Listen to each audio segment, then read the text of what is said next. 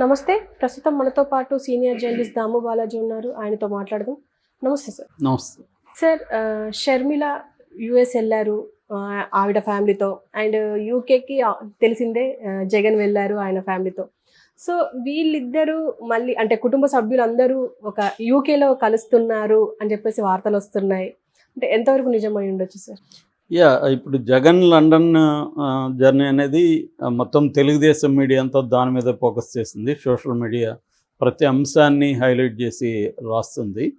అంటే వాళ్ళకి అలవాటైపోయింది. ఎన్నికల ముందు ఎట్లాగైతే ఉన్నారో ఏమాత్రం తెలుగుదేశం మీడియాకి సంబంధించి పెద్ద తేడా లేదు. జగన్ మీడియా కొంత డౌన్ ప్లే చేస్తుంది. తెలుగుదేశం మీడియా మాత్రం విపరీతంగా ఫోకస్ చేస్తూనే ఉంది. అంటే ఫర్ ఎగ్జాంపుల్ ఇప్పుడు చంద్రబాబు కూడా వెళ్ళాడు అమెరికా. అంతకుముందు లోకేష్ కూడా వెళ్ళాడు. లోకేష్ వెళ్ళిందాన్ని ఎవరు పట్టించుకోవట్లేదు. చంద్రబాబు వెళ్ళిందాన్ని గురించి ఎవరు రాయట్లేదు. ఆయన ఎలా వెళ్ళాడు, ఆయనకి సెక్యూరిటీ ఏంటి, ఎన్ని గంటలు ఎక్కడ ఆగింది, ఇవేవి రాయట్లేదు.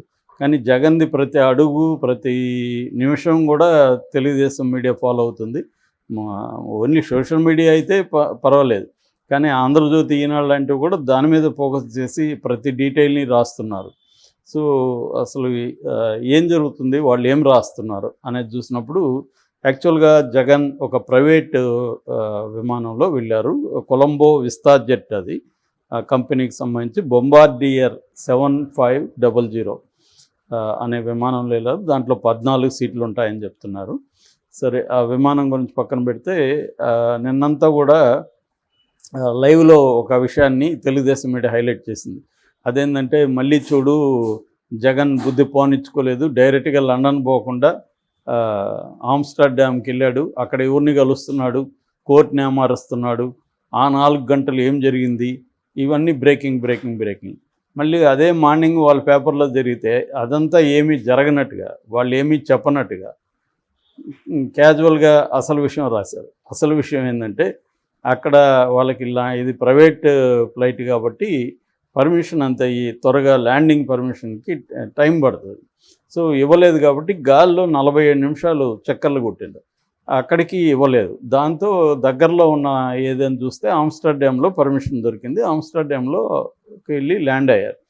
ల్యాండ్ అయ్యి మామూలుగా అయితే 10:30కి మార్నింగ్, అంటే మొన్న ఫ్రైడే బయలుదేరారు నైటు, మార్నింగ్ 10:30కి లండన్లో దిగాలి లోటాన్ ఎయిర్పోర్ట్లో.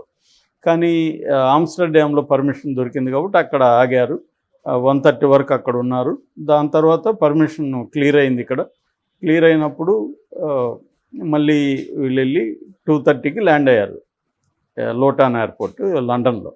సో ఇది జరిగిందని మళ్ళీ వీళ్ళే రాస్తారు మార్నింగ్.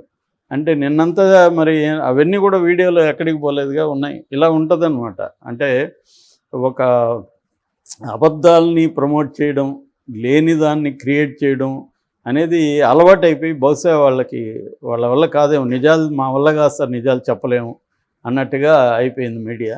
సో అలా రాశారు. దాని తర్వాత ఏమో అక్కడ సెక్యూరిటీ వెళ్ళారు. తర్వాత అక్కడ ఇప్పుడు లండన్లో ప్రతి దేశంలోనూ 2గా విడిపోయి ఉంటారు అక్కడ ఉన్నవాళ్ళు కూడా. కొంతమంది వైసీపీ, కొంతమంది తెలుగుదేశం. అట్లాగే లండన్లో కూడా వైసీపీ అభిమానులు ఉంటారు.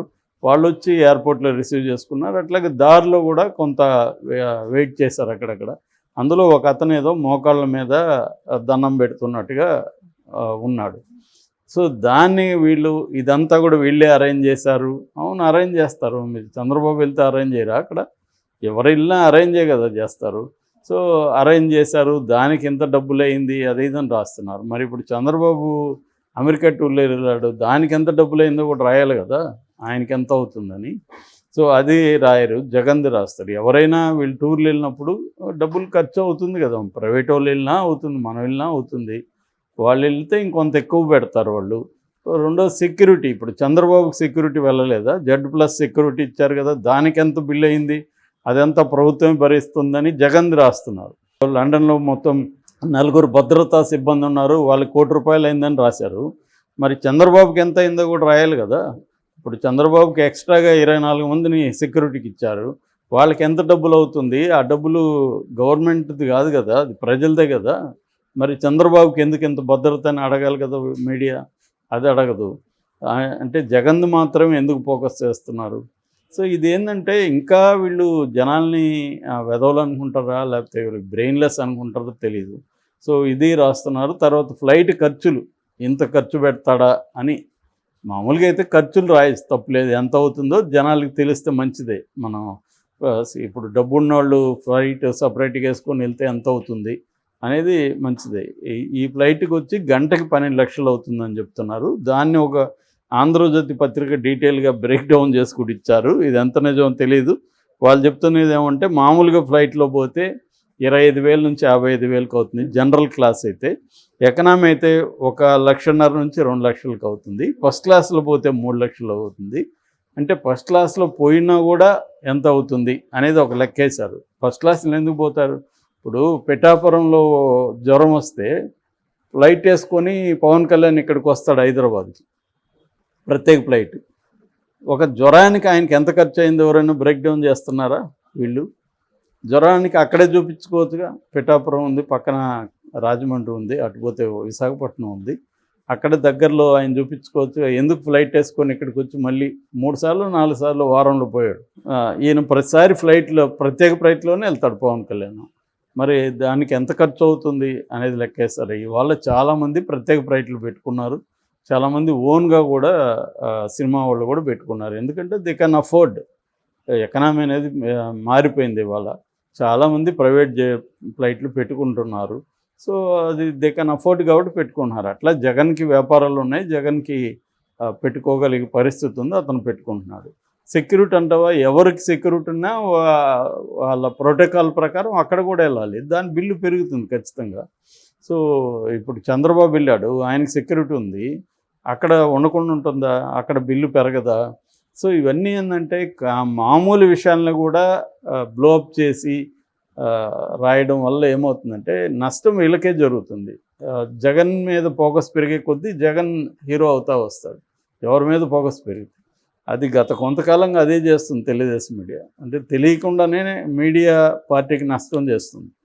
సో అలాగే ఇది మొత్తం హైలైట్ చేశారు. ఇప్పుడు ఇంకొక కథనం వస్తుంది బయటికి. అదేంటంటే షర్మిలా జగన్ లండన్లో కలవబోతున్నారు అన్న ఇది వస్తుంది.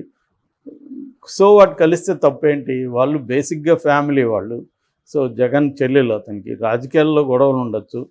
సో ఒక ఫ్యామిలీగా మీట్ అవ్వచ్చు. ఎందుకంటే విజయమ్మ అక్కడే ఉంది, షర్మిల పిల్లలు అక్కడే ఉన్నారు విజయమ్మతో. సో అట్లాగే జగన్ పిల్లలు అక్కడే ఉన్నారు. సో ఈ 2 కుటుంబాలు కలిసి కొన్ని రోజులు గడపచ్చు. ఎందుకంటే వాళ్ళకి ఇక్కడ కుదరదు. జనరల్గానే చాలామంది ఏంటంటే ఫ్రెండ్స్ కూడా ఇప్పుడు సెలబ్రిటీ వాళ్ళు కలవాలంటే కూడా విదేశాల్లోకి వెళ్తారు ఎక్కువ. ఆ మధ్య కూడా మా ఫ్రెండ్ ఒక సంఘటన చెప్పాడు. ఆస్ట్రేలియాలో తను ఎవరో ఇంటికి రమ్మంటే వెళ్తే అక్కడ ఒక అతను ఉన్నాడు. మిమ్మల్ని ఎక్కడో చూశాను సార్ అన్నాడు మా ఫ్రెండ్. ఎందుకంటే మా ఫ్రెండ్కి తెలియదు, సినిమా ఇండస్ట్రీ గురించి తెలియదు. ఆస్ట్రేలియాలోనే ఉంటాడు అతను. అంటే నా పేరు నాగార్జున అన్నాడు ఈయన. సో అలా ఉంటుంది. అంటే వీళ్ళు వెకేషన్స్కి అక్కడికి వెళ్తారు. అక్కడైతే ఎక్కువ మంది గుర్తుపట్టరు అనేది కొన్ని యూరోపియన్ దేశాలకి ప్రైవసీ కోసం వాళ్ళకి వెళ్తారు. They can afford it. So అలాగా జగన్ ఫ్యామిలీ కూడా అక్కడ కలవచ్చు, దానికి సంబంధమే ఉంది. సో కాకపోతే ఏంటంటే దీని నుంచి డెరివేషన్స్, జగన్ రాహుల్ గాంధీ టచ్లోకి వెళ్తున్నాడు, వీడియో కాల్స్ చేయబోతున్నాడు షర్మిలాతో కలిసి. ఎందుకంటే అక్కడ ఇప్పుడు సెంట్రల్లో బీజేపీకి సొంతంగా గవర్నమెంట్ ఫామ్ చేసే మెజారిటీ రాదని ఎక్కువగా వస్తున్నాయి విశ్లేషణలో. ఎన్నికలు జరిగే కొద్దీ ఒక్కొక్క ఫేజ్ అయ్యే కొద్దీ బీజేపీకి తగ్గిపోతుందని వస్తుంది. ఆ టెన్షన్ అయితే కనబడుతుంది అమిత్ షా అండ్ మోడీ దాంట్లో. ఆ కాంటెక్స్లో ఒకవేళ రేపొద్దున కాంగ్రెస్ ప్రభుత్వం అక్కడ కాంగ్రెస్ ఆధ్వర్యంలో ఇండియా కూటమి వచ్చే అవకాశం ఉంటే అప్పుడు నిజానికి వాళ్ళకి అవసరం జగన్ కంటే కూడా. ఎందుకంటే జగన్కి రేపు సీట్లు వస్తే వాళ్ళే అప్రోచ్ అవుతారు నిజానికి.